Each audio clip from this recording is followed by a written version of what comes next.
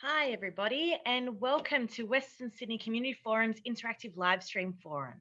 My name is Nadiana Albistur, and I'm your host for today's session. First of all, I'd like to acknowledge the traditional custodians of the lands that we are meeting on today for our session. I'm personally standing on Darug Nation in Parramatta in Western Sydney.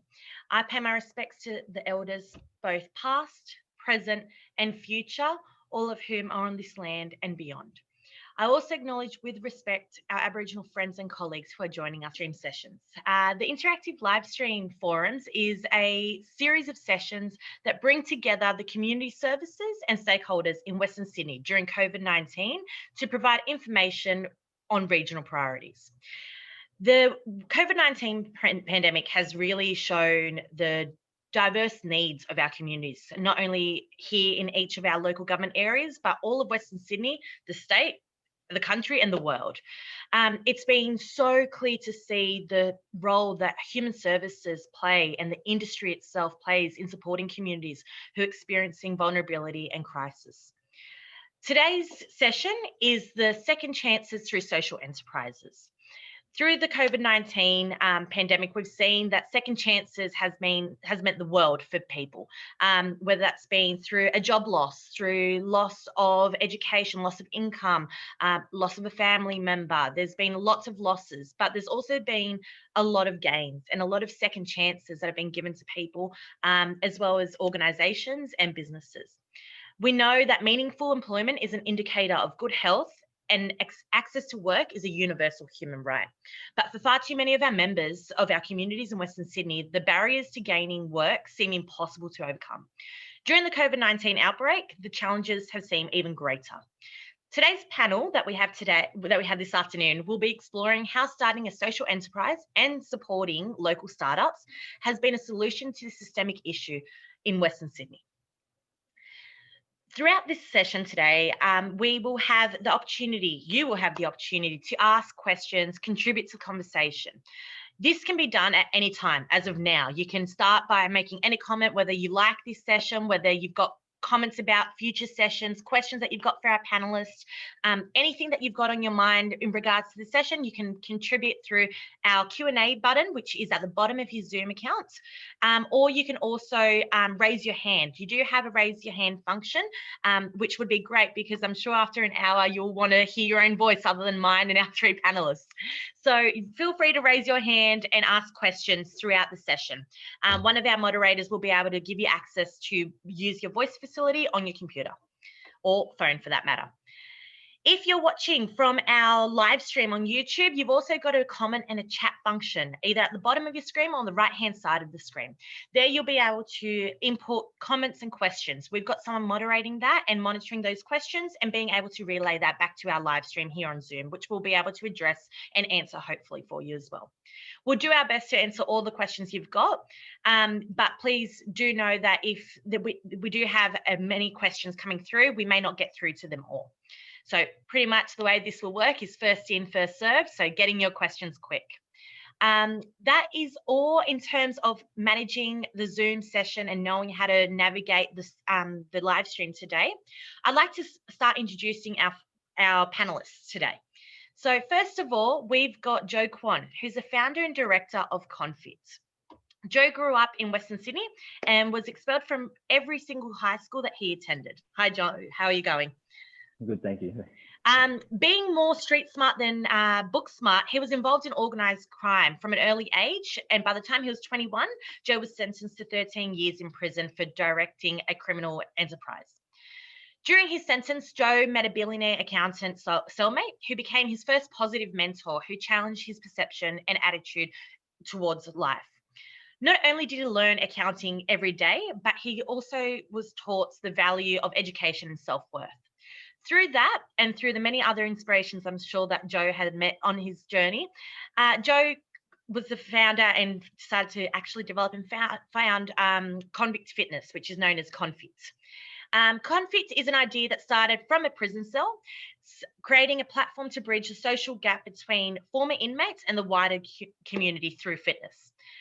Jo strives to create second chances by breaking down society's preconceived notions of criminal stereotypes through a human-centered approach, which makes you a great fit for today's session, Jo.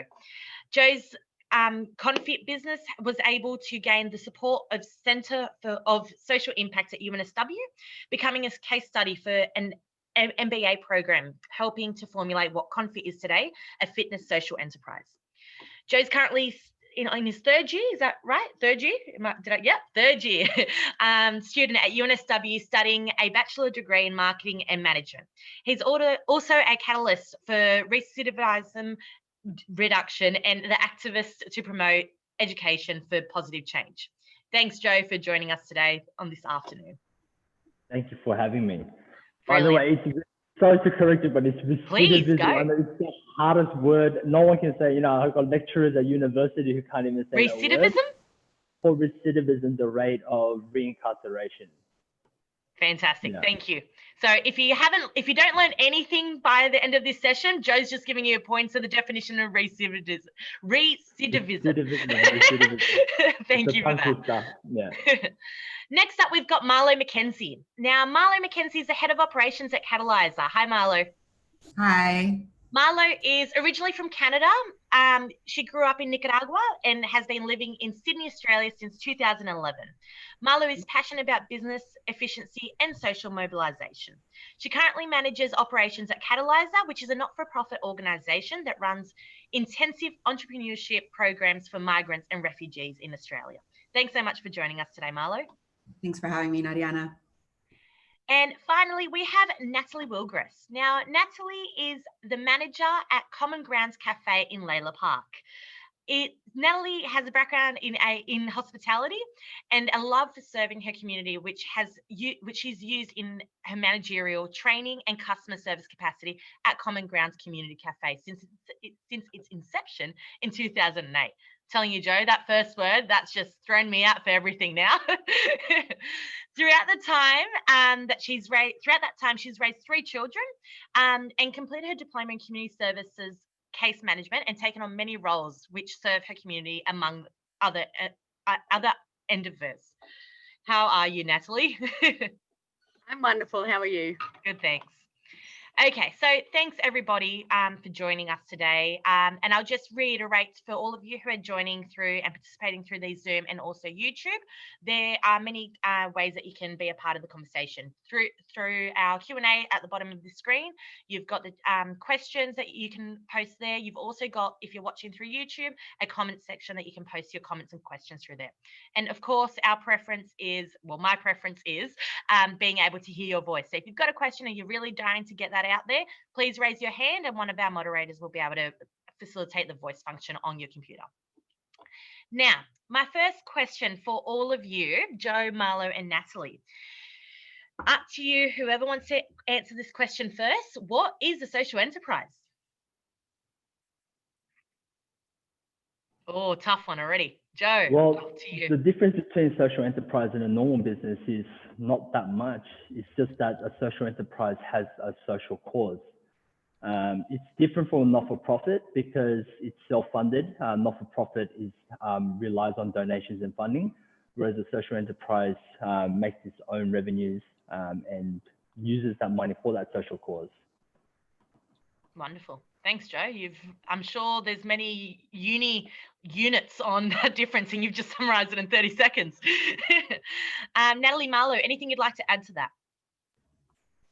No, I mean, that pretty much hits the nail on the head, right? Yeah, I mean, I think there is this perception that a social enterprise is a charity. So, I think it was smart to differentiate a social enterprise from a not-for-profit right off the bat, because ultimately a social enterprise has to be a successful business before it can make any impact in the social cause or in the social effort that that it's dedicated to effectively. But yeah, I mean, that's it, right? It's the driving force behind that business is to return a profit for the purpose of I guess it could be, distributing that profit or, directing that profit towards a social cause. Wonderful. Thanks, Marlo. And Natalie, a question for you then, because they've stolen the first one. Exactly what I was going to say, actually.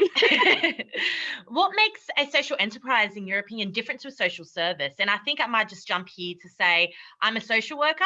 I work in social policy. I really don't know much about social enterprise. So for all of our audience as well, I'm going to be learning a lot from your questions as well. So please keep them coming. I can already see this come through.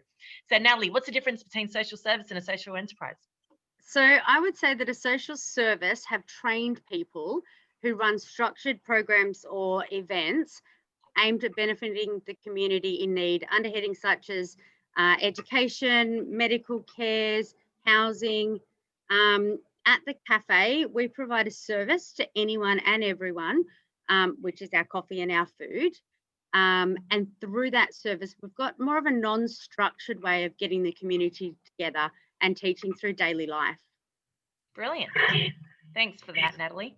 I may jump to our Q&A that we've already got a question here from Michael. And Michael must have known that they were the first person to ask questions. So first question, for the 4 panelists, what experience in employment services do each of you have? Either personal experience or professional, lived experience. Up to you how you'd like to answer that. I'll say I personally, I mean, other than I guess my own experience of looking for jobs, I don't have any extensive employment services experience. I would say that perhaps adjacent to that is our organization, which is that we help people to create their own jobs by way of creating their own businesses. But other than that, I do not have any formal employment services. Thank you, Marlo. Natalie, anything from you in terms of experience? So I guess depending on whether you're asking for my personal experience or the stuff that we do here at the cafe, I've had a number of jobs, even though I've been here at the cafe for the last 12 years. I've always had a second job as well. So I've done things like run karaoke nights, because that's what I was able to do at the time. But I've also worked for TAFE outreach, so teaching cafe skills there. So a lot of the stuff that I've done is training in the industry of hospitality, but doing outside things as well to be able to help different people, migrants, single mums, people that are looking to get back into the workforce, and students, school students, or anyone who's wanting to learn.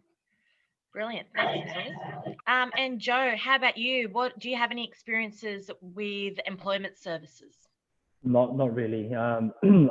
Since I was young, I've always been self-employed. Before I went to prison, I guess, in a criminal sense, I was employed by myself. When I got out, I just found that I didn't have enough experience working for someone or institutions.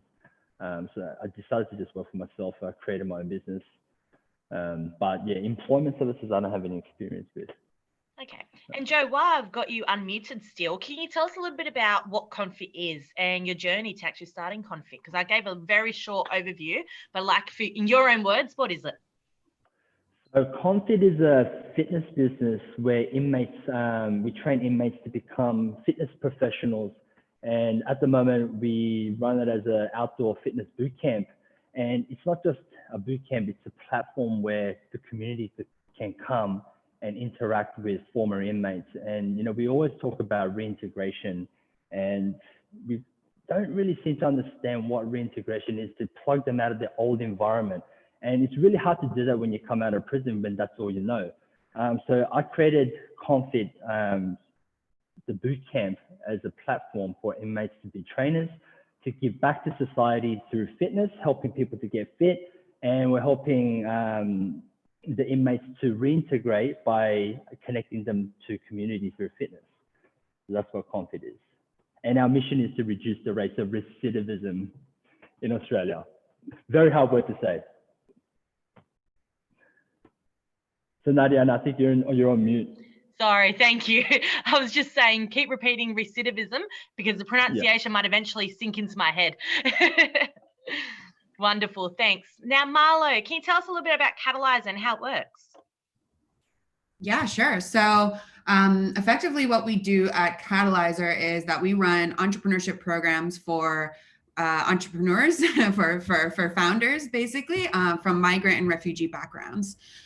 So effectively, the idea is that people who move to Australia, when or move to any new country, really, they don't have the same social networks or social capital that they would have had access to in their countries of origin. And in addition to that, there are also other, the significant barriers to employment, which I'm sure we'll discuss more in depth throughout this panel. But yeah, so effectively, we target those people who, who want to kind of, make the most of their own skills and create their own job by way of creating their own business. And so we run programs specifically to address those needs. Fantastic. Thanks, Marlo. And Natalie, it's only fair. Can you tell us a little bit about Common Groundz Cafe, which is based in Lalor Park? Sure. So in a nutshell, we're a not-for-profit community cafe serving quality food and coffee, committed to projects and partnerships that serve the Lalor Park community. Common Groundz opened in October 2008. So as I said, we'll be celebrating 12 years this year. It was Nathan Marshall's idea. He's a local from Lalor Park himself. He wanted to create a place of belonging for anyone and everyone. With the help of a local church called Crossroads in Blacktown, which is where he met me, his dream became a reality. Later on, Crossroads joined with Stepping Stones at Pendle Hill, another church, to become Pathways Community, and Pathways Community is still our overarching body. Now we've got our own little branch out of Cafe Church in Lalor Park as well. Before the cafe, there was nothing really around in the community, helping the community to bring people together. The cafe was born out of this context of social dissociation. Dissociate. Now I can't say words. Contagious, isn't it? It really is. Dislocation, antisocial behaviours, disengaged youth, public vandalism, drug deals gone wrong, even prostitution. I would argue that the cafe sought to change this reality to show another way, being flesh and blood in our community, being there to help, whatever that meant, and to actively build and engage in the community in this pro-social behaviour.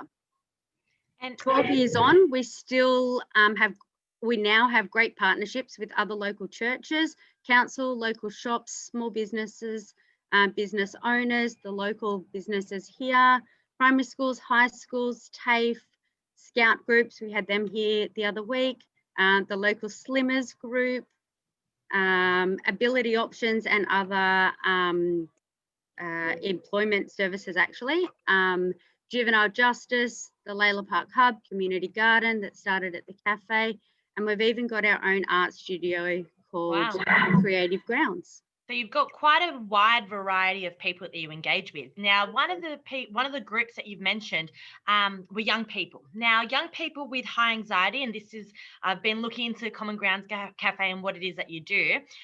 For those young people who do have a high anxiety, training in a fast-paced work environment can be quite stressful. It's stressful for anyone, let alone someone who's got high levels of anxiety, and keeping young people further marginalised. Now, is this something that you have seen? Is this something that Common Groundz has been able to support young people with? Has that helped in that social enterprise? Yeah, it's definitely not exclusively to youth, but youth are impacted by this. We partner with schools, providing a safe space for work experience. Not all students get the same type of work experience when they go to different places. Some may just wash up, some may just grate carrots. Actually, we had one student come here after spending 2 days grading carrots. We give them the opportunity to do everything in the cafe. So some of our students, along with our ability options volunteers and our juvenile justice young people, struggle with a variety of issues that could very well set them back from others. At the cafe, we treat everyone with the ability to do everything. For some, they can do this within a week. Others may find it takes them a week to actually walk through the door. And that's okay. We work with the individuals at a pace to suit them. It's more about giving it a go and being able to help people to give it a go. And I think that's pretty central to why we exist. And boy, is it great when they've been able to make their first bacon and egg roll and coffee for a customer. That's great. Thanks, Natalie. We've just had a question come through in our Q&A, and the question comes from Anita, and it says, do your enterprises provide transitional or permanent employment? I'll continue with the question, and we may have to answer them separately. Do employees gain a qualification when they are involved, and how successful have they been in gaining ongoing employment elsewhere? So I might throw that one over to you, Marlo. So at Catalysr, is it does Catalysr provide a transitional or a permanent employment solution? Well, I mean, so I guess to clarify, like the service or the support that we offer is for individuals who want to create their own businesses. So I guess in the context of whether or not that results in, you know, temporary or long-term employment, ultimately is tied to whether or not their business venture continues or succeeds. Okay. So I guess perhaps I may not be the best, like it would. So for your case, it would all depend on the individual's social enterprise and their actual entrepreneurial goals as to whether it is a short-term support or a longer term. Is that correct? Yeah, I mean, absolutely. I mean, like in terms of our support, so we, whether it's via the programs or not, you know, we actively want to support we call them migropreneurs, so entrepreneurs from, you know, who are migrants or refugees. So I mean, so our support is ongoing regardless of whether your venture is successful, whether it's, you know, it didn't work out and you decide to start a new one, or whether, you know, you've just decided that being a founder just isn't for you, you know what I mean? And so in terms of our support is ongoing always. But I guess, yes, to answer the question, you know, I guess it's kind of up to the individual, right? So like it's up to those decisions to, you know, to see that business through and make it effectively a long-term employment situation. Wonderful. Thanks, Marlo. And I've just gotten a message here that we've got a question that's come through YouTube. Charlton, are you able to share that question with us? Yeah, sure. So coming from Morgana, she asks, has the cafe been successful in creating a place of belonging? That's a good question. Natalie? Yeah, I would say that it has. We have, well, we're here 12 years later, so we must be doing something all right. Sort of to answer both questions together, we're a not-for-profit. We're run by volunteers. So everyone, including myself who works here, is a volunteer. Obviously, to have any business opening at 6 a.m., you do have to have some paid people. So there are a few people who get some paid hours. Our aim here is to teach people, to give them the skills and give them the confidence to get jobs elsewhere. I would love to be able to pay everyone, and perhaps if we had more grants that we're able to do that, because grants don't often get used to pay people, which is a real shame, actually. Yeah, I'd love to have people here, but our aim is to be able to train them, give them the skills and move them on, which we've been successful with quite a few people with that. As far as belonging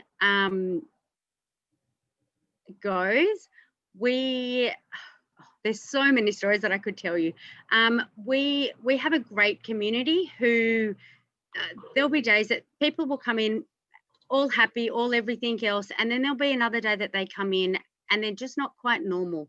And because we've seen them every day, we can tell. And we have a space out the back here at the moment, and we can sit and chat to people and just be able to give them that opportunity to chat, to share, and to have other people around them, which, yeah, I think definitely attributes to their belonging. And it's really hard to get rid of people here. They always keep coming back. It's great. Well, that was my question that I was going to ask you, Natalie, before I jump to Joe to ask you a question. Natalie, do you find that with the Common Grounds, once people leave the Common Grounds after being with you for a period of time, is that because they have found employment else? So what are the employment rates after gaining those skills at the Common Grounds Cafe? Big question as well. Sorry about that. It is. That wasn't prepped for. No. I don't know what our specific rates are, but when we first opened, or the night before we actually first opened, there were a group of teenage boys who were hanging around outside. When I say teenage, I mean probably 12 to 14. Yeah, that'd be about right. And they were just hanging around, and they were just the local Lalor Park kids who did that. I know, so there was probably 7 of them. I know personally 3 of them that have been into the cafe in the last week that have their own families, that have full-time work. And the guy who came in today was saying to one of his mates, these guys gave me a go. They listened to me. They taught me different things. We were kind of like the parents that they didn't have at home. So, yep, you know what? This is how you scrub the back deck. This is how you clean a table. This is how you do some washing up. So I'd say our success rate is pretty high. That's great. Thank you for that. Joe, a quick question to you before we go to a YouTube question. And here's me just really trying to practice the pronunciation of recidivism. Does employment really help reduce the rates of recidivism? I guess yes and no.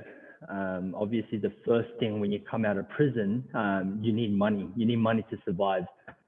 So employment is the right path to go. So it does help in that regard. But a lot of the guys coming out of prison, you know, the common denominator for why people are in there is the lack of education and the lack of confidence for people to try something new. They're embedded in this prison culture, and when they come out after a while, it's just like that to start new things without the right kind of support, it's hard, and just feels like, you know, when you get out of jail, there's only that one path. It's either some sort of laboring job. This is for the guys, by the way. Not too sure with the female inmates, but with the guys that I've experienced is, you know, you're going down one path, is some sort of laboring job at a construction site or factory. I'm not saying there's nothing wrong with it, but a lot of these guys, that's the only option that they're given. And the purpose is not there. You know, a lot of these guys living inside prison for how many years, you know, you live in existence. That's it. You know, you wake up every day, you're doing the same routine. You know, you're kind of like looked down upon by the system and by the prison guards. And when you get out, you're kind of broken in a way. And, you know, if that's the only path for you and there's no other support, you know, a lot of other guys, they see crime as a more better option to fall back on. So employment, yes, it is important. It does help in a way where, you know, financially it will help you, but it depends on what type of employment that you can get. And I always promote, you know, employment that has some sort of purpose. So the key message there really being employed in something that you're passionate about, something that drives 100%. You, something similar to what you're doing perhaps, Joe, in terms of ConFit, finding that purpose, not just a tick of the box kind of employment, something that's really going to get that drive out of you.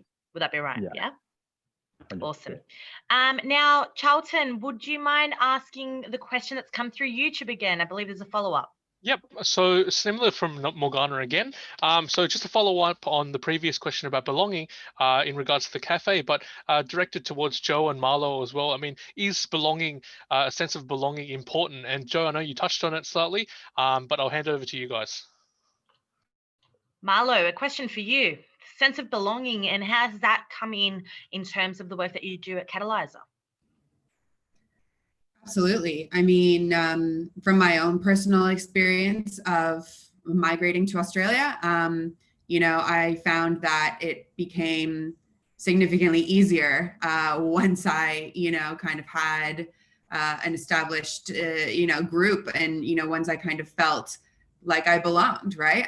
So certainly from my personal experience, I would absolutely say yes. I think as well, there is, you know, in terms of, you know, something that we hear time and time again from the people who have done our programs, from the people that are just part of our community, is how much they value the community, is, you know, how much they value being part of, you know, a network of people who are facing similar challenges to their own, right? And so, and then similar, you know, even now, for example, we've just wrapped up a recruitment round for our upcoming Accelerate program. And, you know, every time I was in an interview with, you know, with a prospective participant, you know, the common theme was that, you know, one of the things that they wanted to get out of the program was the community, was they wanted to be a part of something. So yeah, so absolutely. Yeah. And I think that's such a key point that we've seen in recent times as well. I'm not immediate recent as well. Obviously, COVID, sense of community has been vital to get us through this pandemic. Obviously, everyone's been faced with different challenges. And I think that sense of community has been the key point that's just allowed people and given the people the push to just keep on going and keep facing and overcoming those challenges that they're facing.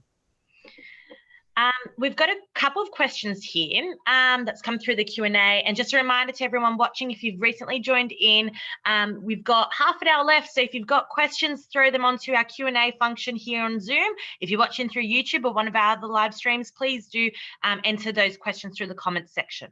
So a question, I'll ask each of you actually, because there is examples requested here, but do you think the social enterprises change people's lives in more ways than just employment? So we've discussed the employment part. We're starting to touch on the belonging and the sense of the community. Are there other forms in which social enterprises change people's lives? Natalie, Joe, sorry. Joe, you jumped straight on. No, go. If you've got a quick answer, go for it, Joe. Look, I want to touch on the base of purpose. Yeah.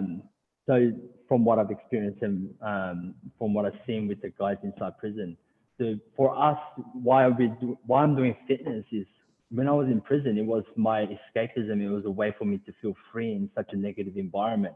For other people coming off drugs and alcohol, they go through a period of detox while they're in prison, and they end up falling in love with fitness because that's their go-to. They're coming out of one addiction and they find a new addiction, which is fitness addiction. And they find that this has so much positive benefit to their body and their mind. And that's their purpose. And with social enterprises, I think most of the times people get into social enterprises because they have some connectedness with this social purpose. And it's through most people, it's because through lived experience. ConFit is, bunch of inmates are coming out of prison because they love fitness in jail and they want to continue it on the outside and to give back to society through fitness. There has to be some sort of purpose behind what they do. Yeah. Joe, and with that, do you have obviously your own experience there, but there's also part of the question that I didn't get to ask either because I knew there was a fair bit that we could discuss on this. Can the panelists share a story of one of the participants to demonstrate the impact, de-identified of course? So Joe, have you got any examples of someone that you've worked with, whether that's through ConFit or otherwise, that's been a success? So can you repeat the question again? So as the question of the social enterprises changing people's lives in other ways other than just employment, can the panelists share a story of one of the participants to demonstrate the impact? So obviously not identifying name or anything like that, but have you got any examples of those people that have found fitness, for example, as their addiction? So one of my trainers, Nick, I ended up meeting him inside prison.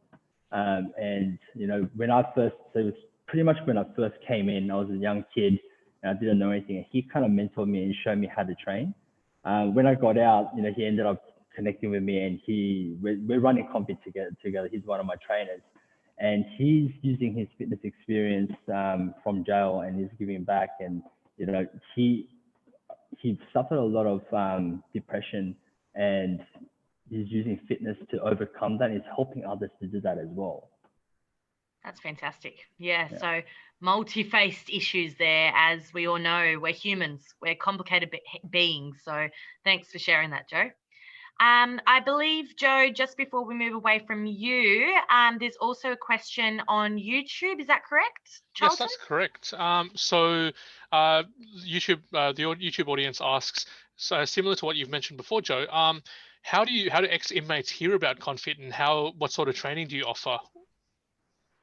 At the moment, it's all word of mouth and, we believe the power of stories. So we've been doing a lot of storytelling through videos, social media, and we've been getting a little bit of media attention. So in that regard, look, prison system in New South Wales is pretty small. Everyone knows each other.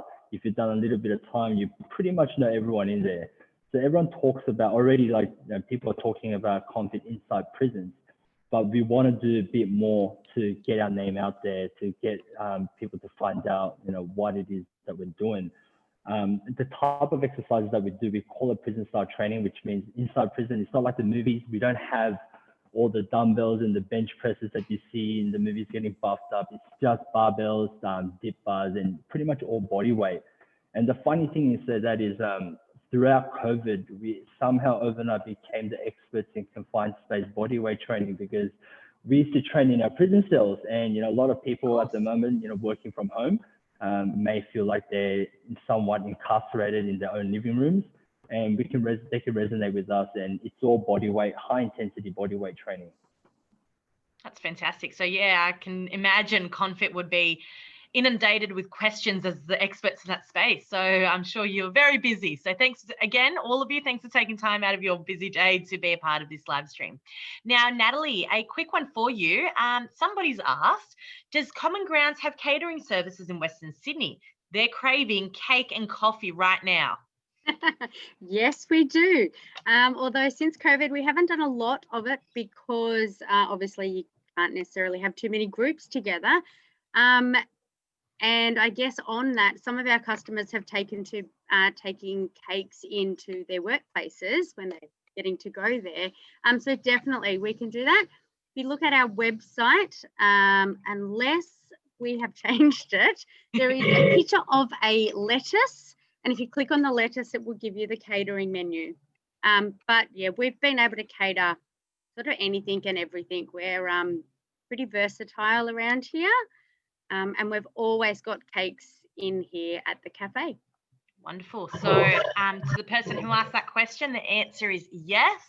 Google Common Grounds and you'll have all your needs serviced to. So we've got a question that's come up from Ash here. Now Ash says, this is a great conversation. Thank you so much for hosting for all the work each of you are doing. I'm curious about how connected each of you are in the greater social enterprise ecosystem, from collaborating with other social enterprises all the way through to being linked with the Social Enterprises Council. Now, Joe, you touched in a little bit on terms of connection, so I'll come back to you in a second. Marlo, what's your answer? How connected are you with other social enterprises? Sure. I mean, I would say, I guess, very much so. So I think in different ways, right? So, we're in a unique position wherein, we see a lot of social enterprises, kind of from birth, if you will, right? So, as they're starting and as they're originating, whether it be as an idea or as kind of a very early stage venture, we work very closely with these businesses, right? So, we actually exclusively focus on tech platforms like tech businesses and then also social enterprises. And there are connections of the two. Combinations of the two. And then I guess there's perhaps a kind of even like a second or third degree, wherein, for example, one of our alumni is a marketplace, an online marketplace, which is a social enterprise in itself, but their marketplace is specifically for other social enterprises who want to sell their products. So on that note, I would say very much so. And then I guess as well, kind of on a partnership level between Catalysr and other organizations, we are lucky to have, an extensive network of partner organizations who kind of work with us and help us to spread the word about what we're doing and vice versa. Sounds very interrelated and all very connected. So that's great to hear, Marlo. Joe, I think you were going to answer that question as well in terms of your connectedness with other social enterprises. We're not as connected as we should be, but ConFit is still very new. When I first started, I didn't even know what a social enterprise was. My first lecture at uni, I took a subject called creating social change. I thought it was some business ethics class, and I was like, I need to learn a little bit about this. And the lecturer at the time was talking about recidivism rates and disadvantaged societies, and I asked her to help me out with this idea that I had with ConFit, and she introduced me to the Center for Social Impact, and they're the one who told me this is a social enterprise, what you're trying to do. So I learned how to be a social enterprise through that. I truly believe in cross-sector collaboration. I'm not as connected with other social enterprises, but At the moment, I'm connected with private sector. I love to be connected with the government because I truly believe that there needs to be a pipeline through education from prison and then into ConFit, if individuals want to train. But yeah, I believe in cross-sector collaborations. And, Marley, I really wanted to connect with you later because I know a lot of people coming out of prison want to get into social enterprises and business. So I thought maybe, I don't know if you work with former inmates, but if you are thinking about it, I would love to connect with you as well. Would you look at that? Western Sydney Community Forum, networking, getting people to network. What a great platform this is. So I'm sure you two will be in touch with each other after this. I believe we've got Grant who has their hand raised. We'll just wait and see. Hey, yeah. Hi, Grant. Can you hear me? Yeah. So, hello. Firstly, I love what all three of you are doing. It sounds absolutely amazing. My question was to Joe, and it's sort of like a three-part question. So I'll try to make it super simple. Firstly, can anyone go to these boot camps? Because they sound like fun, and I love a good boot camp, and I would love to come and join. But also, I've got a number of family members and friends who've been in and out of jail, and they've said that it's basically hard to get back into the workforce and get a job. So is there any sort of like, I guess, how far does ConFit go in terms of getting people jobs, or is it more so about breaking down those social stereotypes with people coming out of jail? And further to that, do you have any or are you looking into getting connections with businesses to then firstly get them to come down to your boot camps, but also then try and get the ex-convicts into jobs and stuff like that? Thank you, Grant. Joe, over to you. A lot of questions. First of all, it's open to anyone, any fitness level as well. At the moment, we're operating out of Redfern and Rozelle. When it comes to employment, it is a way for inmates to get employment. But like I said, we're still very young and small, and we'd like to scale this to a point where we'll be able to help inmates to get certified and come work as trainers at ConFit. At the same time, yes, I'm also here to promote second chances to society, because I believe that, society needs to understand the full story of an individual rather than in the small point of their life where they make certain mistakes. So I'm here to promote second chances and about recidivism through storytelling and through what we do through fitness. Absolutely. Thanks for that, Joe. We've got some questions that have come through the Q&A as well during that. For all of you, and Natalie, I might get you to answer this question quickly. How can people get involved in your enterprises? So I'll start with you, Natalie. I can unmute myself. Yeah, there we go. So the best way to be able to get involved with us is to pop in one day. So we're open from 6 a.m. to 1 Monday to Friday and 7 to 1 on Saturdays. We're closed on Sundays because I need a break. Absolutely. Self-care is key. That's correct. We'd love to be able to open later in the day, but there's only so much that a small amount of staff can do. But there's so many different ways that you can get involved. Being able to donate to our causes, and you can find stuff about that on the website. Being able to volunteer here yourself, come in and buy a coffee, come in and have a chat to somebody else, leaving your name and phone number, of course. Thanks, Natalie. And Marlo, out with you guys. Is it just as simple as giving you guys a call, emailing you? How do they get involved with you? Sure. So you can find us really easily on the internet. We're Catalysr, so CATALYSR.com.au. And yeah, I mean, there are a variety of ways you can get involved. So for example, if you are a migrant or refugee entrepreneur yourself, or if there is a migrant or refugee entrepreneur on your co-founding team in your business, then then we encourage you to apply to some of our programs. Alternatively, if you're a professional that's not necessarily looking to apply for the programs, but you'd like to be involved perhaps as a mentor or as a partner, then absolutely, just reach out to us on our website, and we're more than happy to have a chat. Brilliant. Thanks, Marlo. And Joe, I think you said that anyone can go to your convict fitness camps. How do people get involved? So we run outdoor boot camps, physical boot camps. We also run online boot camps. So you can find us, that's through Zoom. So you can find us on convictfitness.com.au. Also run corporate workshops as well. So we run boot camps for corporates, and we do workshops where we help people to overcome certain mindsets about them being incarcerated and feeling a bit depressed at their homes right now. Absolutely. Thanks for that, Joe. And Natalie, I did see the cheeky little rundown of the contact details. So it looks like we're all going to be taking part of that. Thanks, Joe. We all need to get fit again here. So absolutely.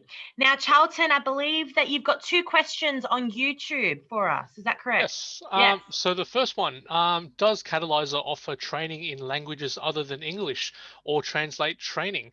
And also, how do migrants and refugees access your support? Second to that as well, for Joe, any plans to start a boot camp in Western Sydney? So, Marlo, we might start with you first. And Joe, you can think of what the right answer for that is. And obviously that's going to be a yes. Marlo, so do you guys translate?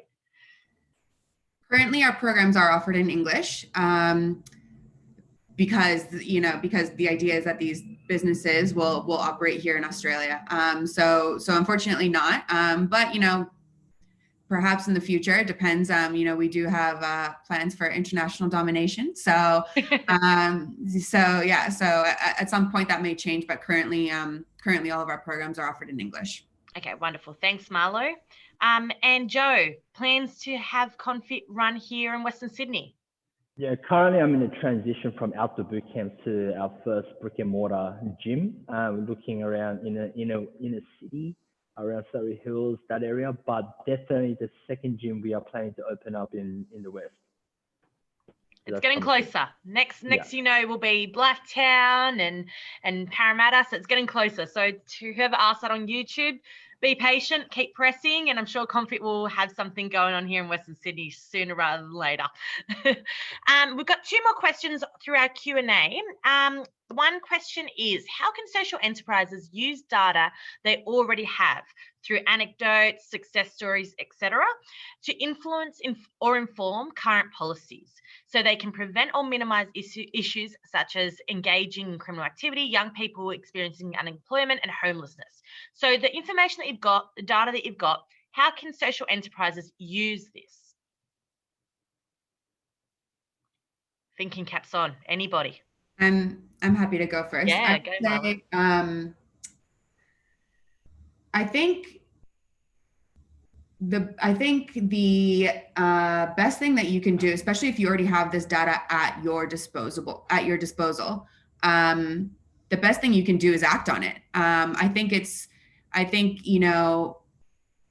For example, we know some of the data that we have available to us, right, is from CGU did a migrant small business report a couple of years ago, and they found that of 2 million approximately small businesses, approximately a third, so 620,000 at least, were owned by migrants, right? So we already know that migrant entrepreneurship isn't new, and it's, in fact, not only is it not new, a significant chunk of the small businesses are founded and owned by migrants.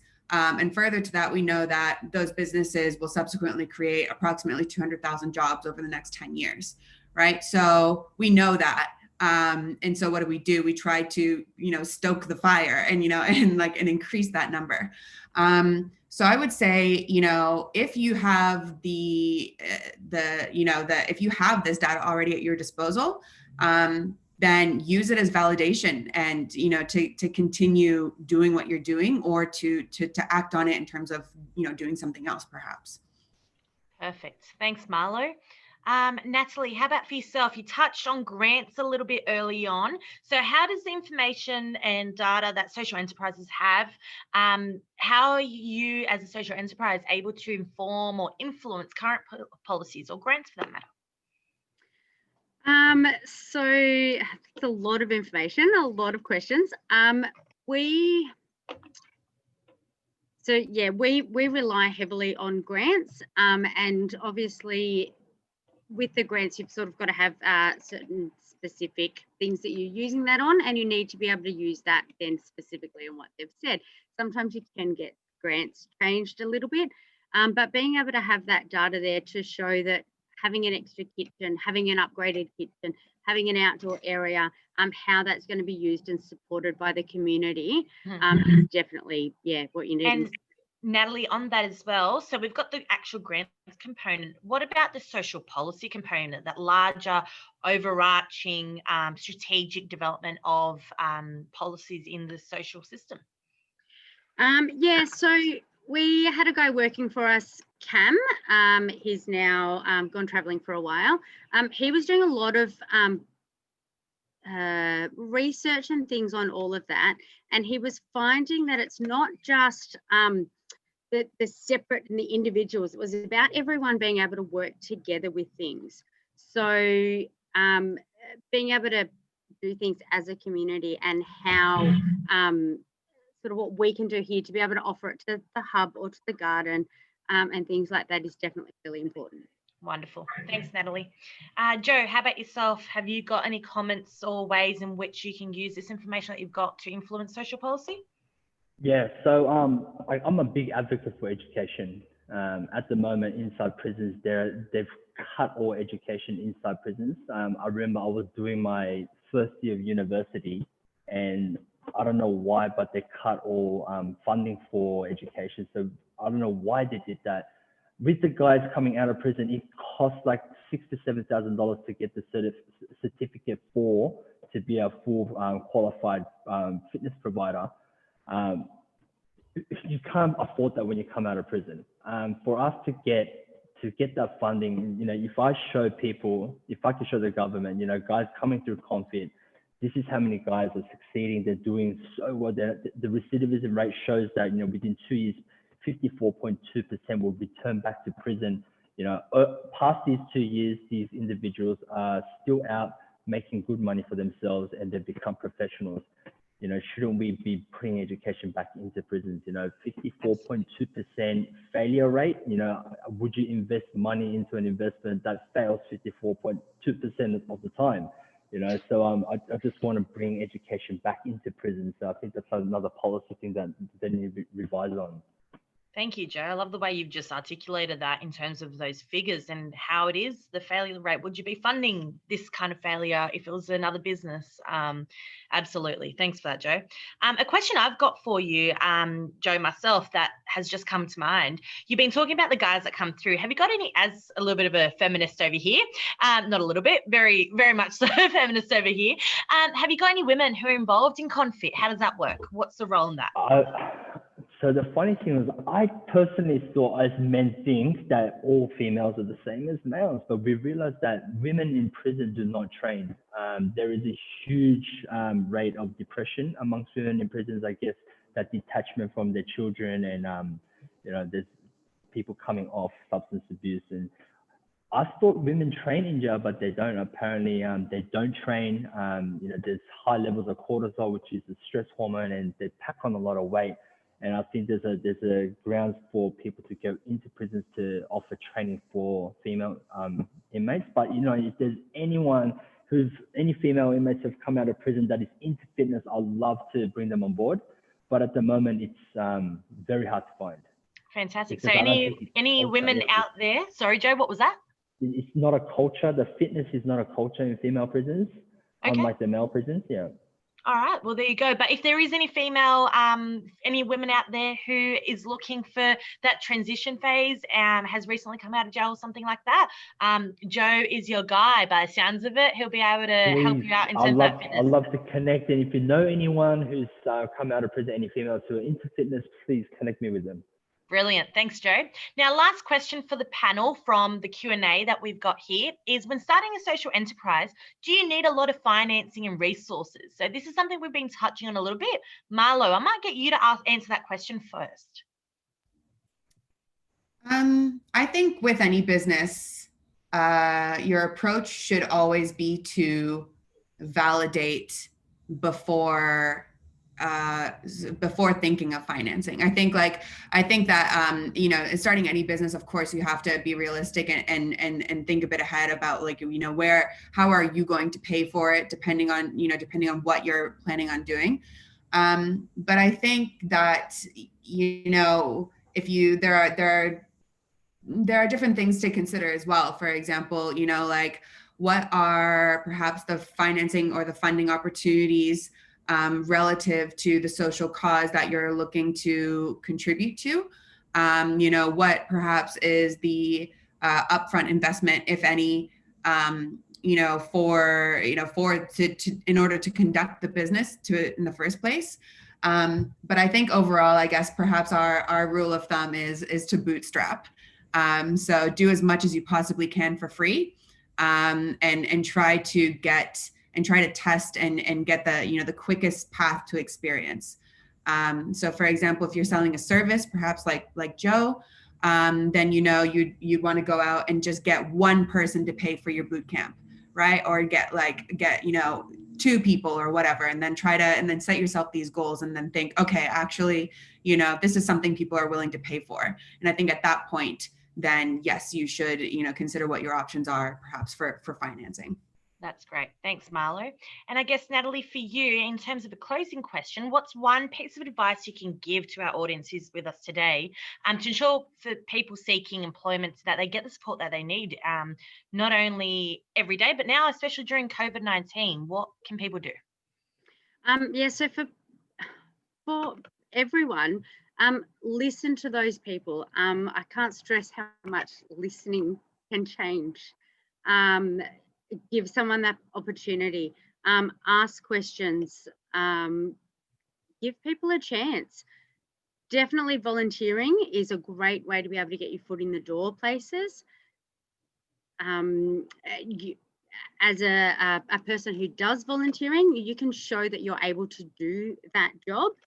As a employer, someone that has volunteered somewhere, hasn't just sat at home and done nothing, whether it's in the same industry or not, definitely shows that they're interested. And also on that, if you're volunteering somewhere and then you go to get a job, I would suggest don't be afraid to say, I'm sorry, I can't start work until next week because I need to give notice. Even though it's a volunteering job, we rely on our volunteers. So, yeah. Thanks, Natalie. And Joe, how about you? What's a piece of advice you would give to people when seeking employment or when they're transitioning, any kind of that transitional phase? What's a piece of advice overarching? So for people coming out of prison that I can resonate with. Absolutely, yeah. I believe that times are changing. Before, you know, if you told them that you came out of prison, you know, the guard will go up and go, no, I'm not going to give you an opportunity. But people are starting to understand, you know, there are different movements that's been happening all over the world. You know, there's Black Lives Matter movement, you know, there's, you know, the Vote Yes movement, you know, society is starting to open up to a bit more equality and to understand that individuals, not everyone's the same, not everyone grows up the same. Some people, you know, there are people who grow up with a lot of disadvantage. You know, when you see most of the people that are incarcerated, you know, they stem from some sort of childhood trauma. So the society is starting to understand this and opportunities are there. So what I want to say to the guys and the girls is speak up, ask for help. And that's what I've been doing since I got out of prison. And, you know, one person after another, people introduce me to the next person, you know, opportunities open up. So you just got to be transparent about what you did and what you're planning to do, and people will help. And you'll get those second chances, as what this 100%. stream's been all about. So thank you very much. And on that note, we'll start wrapping up. So thank you, Joe, so much for being a part of today's session. Thank you for sharing your experience, your knowledge, and most importantly, your lived experience with us. It's been greatly appreciated. Thanks, Joe. Natalie, thank you so much as well for your time today and for sharing about what volunteers can do, what Common Groundz is, what social enterprises, what opportunities they can provide people. So thank you so much for being a part of that.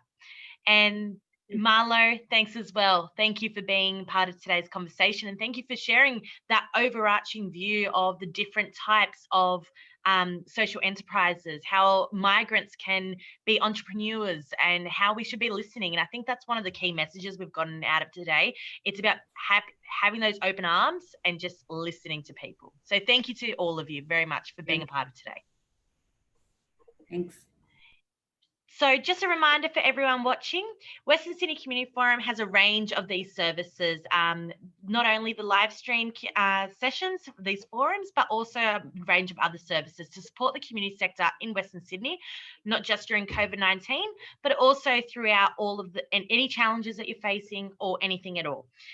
Contact us if you do have any other questions. Contact us with your thoughts, your questions, anything that you're reflecting on based on this live stream. Please, we'd love to hear from you.